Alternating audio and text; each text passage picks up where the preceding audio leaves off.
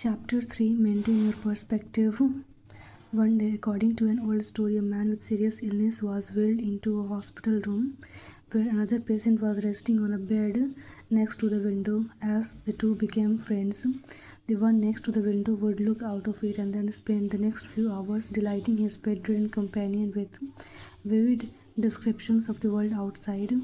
Some days he would describe the beauty of the trees in the park across from the hospital and how the leaves danced in the wind. On other days, he would entertain his friend with a step by step replays of the things people were doing as they walked by the hospital.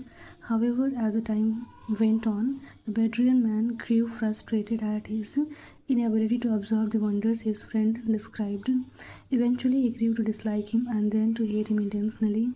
One night, during a particularly bad coughing fit, the patient next to the window stopped breathing.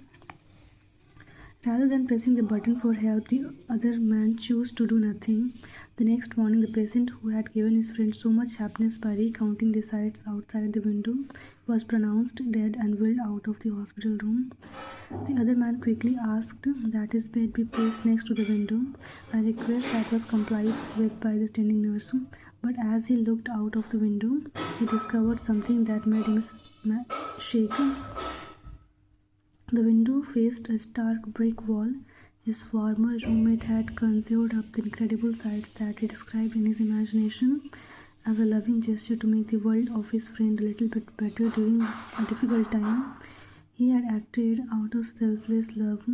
This story never fails to create a shift in my own perspective when I think about it.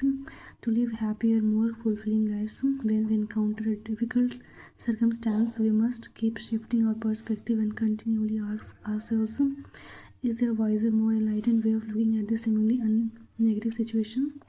Stephen Hawking, one of the greatest physicists ever, is reported to have said that we live on a minor planet of a very average star located within the outer limits of one of 100,000 million galaxies. How's that for a shift in perspective? Given this information, are your troubles really that big? Are the problems you have experienced or the challenges you might currently be facing really as serious as you have made them out to be? We walk this planet for such a short time. In the overall scheme of things, our lives are mere blips on the canvas of eternity. So have the wisdom to enjoy the journey and savor the process. So this is the third chapter. Stay tuned for more.